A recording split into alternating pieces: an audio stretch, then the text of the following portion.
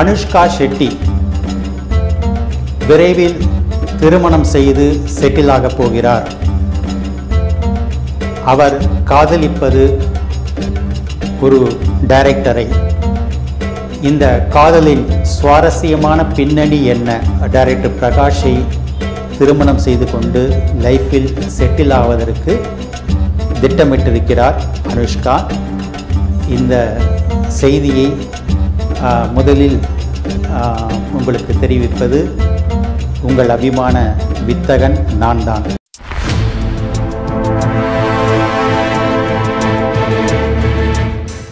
அநேகமாக மற்ற யூடியூப் சேனல்களில் இது பற்றி எனக்கு தெரிந்து செய்திகள் வெளிவரவில்லை.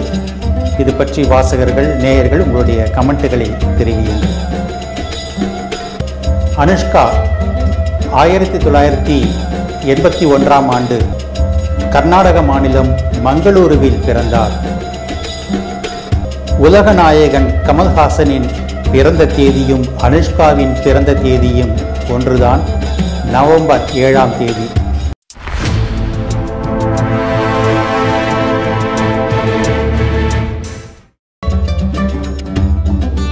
சொல்லி அனுஷ்கா கிட்ட மன்னிப்பு கேட்டு அவருக்கு ஆறுதல் சொல்லி அவரை அவுட்டிங் கூட்டிகிட்டு போய் ஒரு நட்பை வளர்த்திருக்கிறார். இந்த நட்பே இருவருக்கும் இடையில் நாளடைவில் காதலாக மலர்ந்துவிட்டது. இந்த இடத்துல இன்னொன்று சொல்லணும். அந்த பிரகாஷ் கோவலமுடி ஏற்கனவே திருமணமாகி இருந்தவர்.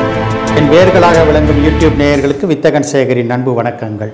திரைக்கூத்து சேனல் நேயர்களே, நான் பேசக்கூடிய வீடியோக்களையும் என் கருத்துக்களையும் எழுத்துக்களையும் நீங்கள் படிக்க வசதியாக என்னுடைய ட்விட்டர் ஐடி, அதாவது எக்ஸ் ஐடி வித்தகன் 86045 நீங்கள் ஃபாலோ பண்ணலாம். நான் ஒரு டிஸ்க்ளைமர் கொடுத்துட்றேன். நான் பேசுகிற செய்திகள் மக்களின் ரசனைக்காகவும் மக்களின் விழிப்புணர்வுக்காகவும் தான். நான் பேசுகிற கண்டென்ட்டுகளுக்கு தான் நான் பொறுப்பே தவிர தம்ப்நெயிலில் வைக்கிற தலைப்புகளுக்கோ ஃபோட்டோக்களுக்கோ எனக்கு பொறுப்பு கிடையாது. இப்போ நான் கண்டென்ட்டுக்குள்ளே போகிறேன். அனுஷ்கா ஷெட்டி விரைவில் திருமணம் செய்து செட்டில் ஆகப் போகிறார். அவர் காதலிப்பது ஒரு டைரக்டரை. இந்த காதலின் சுவாரஸ்யமான பின்னணி என்ன? இதுதான் இன்னைக்கு கண்டென்ட். இது திரைக்கூத்து நேயர்களுக்காக நான் தருகிற எக்ஸ்க்ளூசிவ் கண்டென்ட். அநேகமாக மற்ற யூடியூப் சேனல்களில் இது பற்றி எனக்கு தெரிந்து செய்திகள் வெளிவரவில்லை. இது பற்றி வாசகர்கள், நேயர்கள் உங்களுடைய கமெண்ட்டுகளை தெரிவியுங்கள். அனுஷ்கா 1981ஆம் ஆண்டு கர்நாடக மாநிலம் மங்களூருவில் பிறந்தார். உலகநாயகன் கமல்ஹாசனின் பிறந்த தேதியும் அனுஷ்காவின் பிறந்த தேதியும் ஒன்றுதான், நவம்பர் 7ஆம் தேதி. இப்போது அனுஷ்காவுக்கு 43 வயதாகிறது. 2005ஆம் ஆண்டில் சூப்பர் என்கிற தெலுங்கு படத்தின் மூலம் கதாநாயகியாக அறிமுகமானார் அனுஷ்கா. தமிழில் 2006ஆம் ஆண்டு வெளியான சுந்தர் சியின் 2 தமிழ் படம் மூலம் கோலிவுட்டில் அறிமுகமானார். எனக்கு தெரிந்த அனுஷ்காவின் ரசிகர் ஒருவர் சொன்னது இது. அந்த பீரியடில் 2004ஆம் ஆண்டில் அவர் 9th ஸ்டாண்டர்ட் படிச்சுட்டு இருந்தாராம். அப்போது அவர் சௌந்தர்யாவின் தீவிரமான ரசிகராக இருந்தாராம். சௌந்தர்யா திடீரென்று ஹெலிகாப்டர் விபத்தில் அகால மரணமடைந்து விட்டார். அதன் பிறகு வேறு எந்த கதாநாயகியையும் ரசிக்க பிடிக்காமல் ஒரு சோக மனநிலையுடன் படித்து கொண்டிருந்தாராம் அந்த மாணவன். அப்போது 2006ஆம் ஆண்டு 2 தமிழ் படத்தில் அனுஷ்காவின் ஃபோட்டோ போஸ்டர்களில் தெருக்களில் ஒட்டப்பட்டிருந்தது. அதை பார்த்தவுடனே அவர் அசந்து விட்டாராம். இவர்தான் நம்முடைய அடுத்த அபிமான நடிகை என்று முடிவு செய்து விட்டாராம். அந்த மாணவன் அப்போ வந்து அவர் +1 படிச்சுட்டு இருந்திருக்காரு. அந்த காலகட்டத்தில் செல்ஃபோன்லாம் கிடையாது. ஏன்னா இன்றைக்கி மாதிரி செல்ஃபோனில் வந்து கூகுளில் பார்க்குறது, சேவ் பண்ணி வைக்கிறது அந்த வசதியெலாம் அப்போ கிடையாது. ஸோ ஒன்று படத்துக்கு போய் ரசிக்கணும், அல்லது வந்து போஸ்டரை பார்த்து ரசிக்கணும். பத்திரிகைகள் வாங்கிறதுக்கும் மாணவன் கையில் காசு இருக்காது. எனவே அவர் வீட்டிலிருந்து 1 கிலோமீட்டர் தூரத்தில் இருந்த தெருக்களில் தான் அந்த 2 பட போஸ்டர்கள் ஒட்டப்பட்டிருந்ததாம். அனுஷ்காவை தினந்தோறும் போஸ்டரில் பார்த்து ரசிப்பதற்காகவே 1 கிலோமீட்டர் தூரம் சைக்கிள் ஓட்டி கொண்டு போய் அனுஷ்காவை நின்று பார்த்து ரசித்து விட்டு திரும்புவது அவருடைய வாடிக்கை என்று இப்போ அவர் வந்து ஒரு இளைஞராக இருக்கிறார். அவர் சொன்ன ஒரு வேடிக்கையான தகவல் இது. இது போல ஒரு வெறி பிடித்த ரசிகர் கூட்டம் அனுஷ்காவுக்கு தமிழிலும் தெலுங்கிலும் இருக்காங்க, தமிழிலும் இருக்காங்க. விஜயுடன் வேட்டைக்காரன், சூர்யாவுடன் சிங்கம் 2, விக்ரமுடன் தெய்வ திருமகள், கார்த்தியுடன் சகுனி, அலெக்ஸ் பாண்டியன், ஆர்யாவுடன் 2ஆம் உலகம், ரஜினியுடன் லிங்கா, அஜித்துடன் என்னை எறிந்தால், இப்படி எல்லா லீடிங் ஹீரோக்கள் கூடவும் சேர்ந்து நடிச்சிருக்காங்க அனுஷ்கா. சிங்கம் படத்தில் அனுஷ்காவைத்தான் தனக்கு ஜோடியாக போட வேண்டும் என்று சூர்யா டைரக்டர்கிட்ட சொல்லியிருக்காரு. டைரக்டர் ஹரியோ, சார் அனுஷ்கா சராசரி ஹீரோயினை விட அதிக உயரம், சூர்யா வந்து உயரம் குறைவு, அது எல்லாருக்கும் தெரிஞ்ச விஷயம். அதனால் டைரக்டர் சொன்னாராம், உங்களுக்கும் அனுஷ்காவுக்கும் ஜோடி பொருத்தம் சரியாக இருக்காது சார், உயர வித்தியாசம் அதிகமாக தெரியுமே என்று சொல்லியிருக்கிறார். அப்போது சூர்யா சொன்னாராம், சினிமாட்டோகிராஃபர் கேமராமேனுடைய ட்ரிக்ஸ் மூலமாக நீங்கள் அந்த உயர வித்தியாசம் தெரியாதபடி படம் பிடிங்க என்று சொல்லி அனுஷ்கா தான் வேண்டும் என்று சூர்யா திட்டவட்டமாக சொல்லிவிட்டாராம். அதன்படி சிங்கம் படத்தில் அனுஷ்கா சூர்யா ஜோடியாக நடித்தார். சிங்கம் 2 படத்திலும் அனுஷ்கா தான் நடித்தார். பாகுபலி தெலுங்கு படம், தமிழ் தெலுங்கு 2 மொழிகளிலும் வெளியான படம். அந்த படம்தான் அனுஷ்காவை மிகப்பெரிய ஸ்டார்டம் அந்தஸ்துக்கு உயர்த்தியது.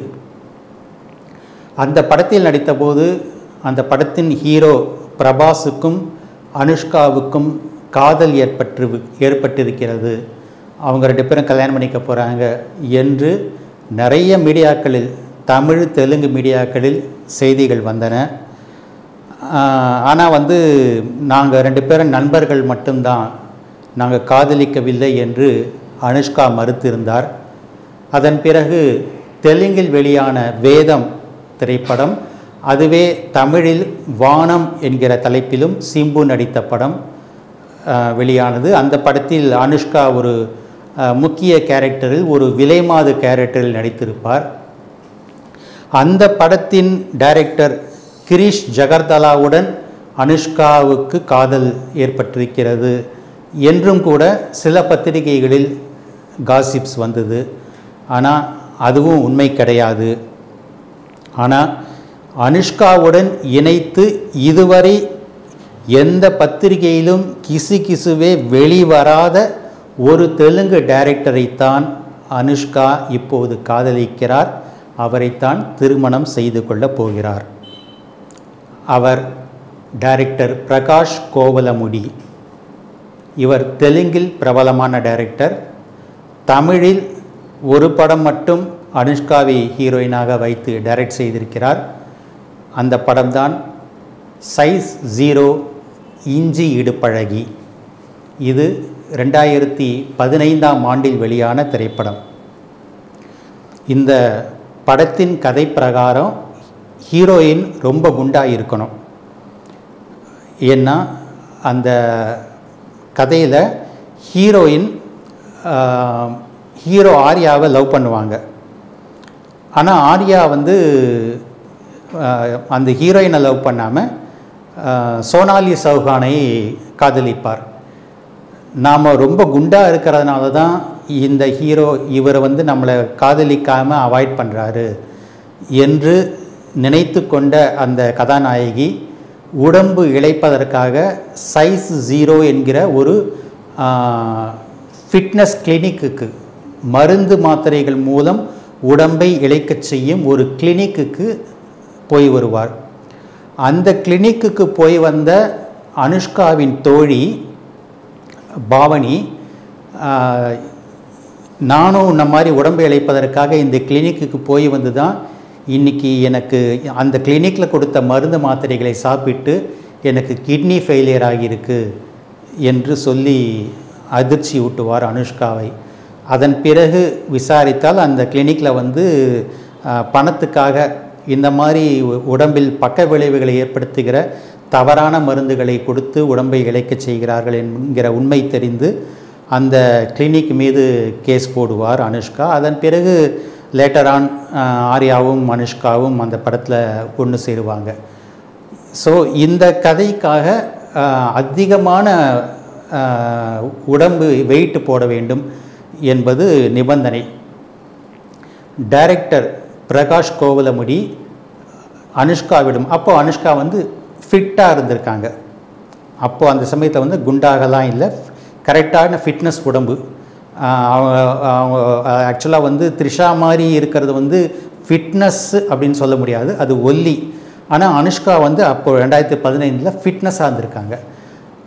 நீங்கள் இந்த படத்துக்காக நிறைய உடம்பு வெயிட் போடணும் என்று சொன்னபோது தயக்கமே இல்லாமல் இந்த படத்தில் நடித்தாக்கா நமக்கு நல்ல ஆக்டிங் ஸ்கோப் இருக்கும், நமக்கு நல்ல ஒரு கேரியர் முன்னேற்றம் இருக்கும் என்று கருதிய அனுஷ்கா அந்த படத்துக்காக 4 மாதம் கடின முயற்சி செய்து தன் உடம்பை குண்டாக்கி இருக்கிறார். எக்கச்சக்கமான அசைவ உணவுகள், ஐஸ்கிரீம்லாம் சாப்பிட்டு 20 கிலோ உடம்பு கூடியிருக்கிறார் அனுஷ்கா. அதன் பிறகு அந்த படத்தில் நடித்தார். ஆனால் இது வந்து ஒரு நல்ல மெசேஜ் சொல்கிற படம். அழகு என்பது ஒல்லியான தோற்றத்திலோ குண்டான தோற்றத்திலோ கிடையாது. பியூட்டி இஸ் இன் த பிஹோல்டர்ஸ் ஐ. அழகு என்று நினைத்து தன் உடம்பை வந்து பெண்கள் பாழ்படுத்தி கொள்ளக்கூடாது என்கிற ஒரு நல்ல மெசேஜை சொன்ன படம். ஆனால் துரதிர்ஷ்டவசமாக இந்த படம் ஓடவில்லை. ஸோ அனுஷ்கா இந்த படத்துக்காக மெனக்கெட்டது வேஸ்ட்டாக போயிடுச்சு. இந்த படத்துக்காக 20 கிலோ வெயிட் போட்ட அனுஷ்கா அதே வெயிட்டோட மற்ற படங்களில் ஹீரோயினாக நடிக்க முடியாது. ஏன்னா வந்து அவ்வளோ குண்டான கதாபாத்திரங்களை தமிழ் சினிமாவில் ரசிகர்கள் ஏற்றுக்கொள்ள மாட்டாங்க. எனவே உடம்பு இளைத்தால்தான் மறுபடியும் படங்களில் ஹீரோயினாக நடிக்க முடியும் என்கிற நிலைமை. உடம்பு இளைப்பது அனுஷ்காவுக்கு அவ்வளவு சுலபமாக இருக்கவில்லை. நீண்ட காலம் உடம்பு இளைப்பதற்காக எக்ஸசைஸ்லாம் செஞ்சு நிறைய கஷ்டப்பட்டிருக்காங்க. இல்லை கால இடைவெளி அதிகமாயிட்டதுனால அனுஷ்காவுக்கு தமிழில் மார்க்கெட் குறைந்து விட்டது. தெலுங்கில் அதுக்கு பிறகும் ஒரு சில படங்களில் நடிச்சிட்டு இருந்தாலும் தமிழை பொறுத்த வரைக்கும் இந்த அவங்க ஓவர் வெயிட் போட்ட காரணத்தினால மார்க்கெட் குறைந்து விட்டது. இதை அறிந்து கொண்ட டைரக்டர் பிரகாஷ் கோவலமுடி அனுஷ்காவுக்கு, என் படத்துக்காக நீங்கள் உடம்பு வெயிட் போட்டு தானே உங்களுக்கு மார்க்கெட் போச்சு அப்படின்னு சொல்லி அனுஷ்கா கிட்ட மன்னிப்பு கேட்டு அவருக்கு ஆறுதல் சொல்லி அவரை அவுட்டிங் கூட்டிக்கிட்டு போய் ஒரு நட்பை வளர்த்திருக்கிறார். இந்த நட்பே இருவருக்கும் இடையில் நாளடைவில் காதலாக மலர்ந்து விட்டது. இந்த இடத்துல இன்னொன்று சொல்லணும். அந்த பிரகாஷ் கோவலமுடி ஏற்கனவே திருமணமாகி இருந்தவர். 2017ஆம் ஆண்டில், அதாவது இஞ்சியிட பழகி படம் வெளிவந்து 2 ஆண்டுகள் கழிந்த பின்னர் தன் மனைவி கனிகாவை அவர் விவாகரத்து செய்திருக்கிறார். அந்த கனிகா, அதாவது டைரக்டர் பிரகாஷ் விவாகரத்து செய்த அந்த மனைவி கனிகா வேறு யாரும் அல்ல, இந்த இஞ்சி இடு பழகி படத்தின் திரைக்கதை ஆசிரியர். ஆம், கனிகா ஒரு சினிமா எழுத்தாளர். அது மட்டுமல்ல, புத்தகங்கள் கூட எழுதியிருக்கிறார். கனிகா எழுதிய ஒரு புத்தகத்தை பிரபல பாலிவுட் நடிகர் ஷாருக் கானே ரிலீஸ் செய்திருக்கிறார். அந்த கனிகாவை எந்த காரணத்துக்காக பிரகாஷ் விவாகரத்து செய்தார் என்பது தெரியவில்லை. ஆனால் 2017ஆம் ஆண்டுக்கு பிறகு அந்த டைரக்டர் பிரகாஷ் சிங்களாகத்தான் இருந்து கொண்டிருக்கிறார். இப்போது அவருக்கு 45 வயது, அனுஷ்காவுக்கு 43 வயது. இந்த இருவரும் திருமணம் செய்து கொள்ளப் போகிறார்கள். அனுஷ்காவின் கைவசம் இப்போதைக்கு தமிழ் படம் எதுவும் இல்லை. ஒரு மலையாள படத்தில் நடித்து முடித்து விட்டார். ஒரு தெலுங்கு படத்தில் நடிப்பதற்கு கமிட் ஆகியிருக்கிறார். இந்த தெலுங்கு படம் நடித்து முடித்த பிறகு டைரக்டர் பிரகாஷை திருமணம் செய்து கொண்டு லைஃப்பில் செட்டில் ஆவதற்கு திட்டமிட்டிருக்கிறார் அனுஷ்கா. இந்த செய்தியை முதலில் உங்களுக்கு தெரிவிப்பது உங்கள் அபிமான வித்தகன் நான் தான். மீண்டும் உண்மை சம்பவங்களுடன் சந்திக்கிறேன் நண்பர்களே. நன்றி, வணக்கம்.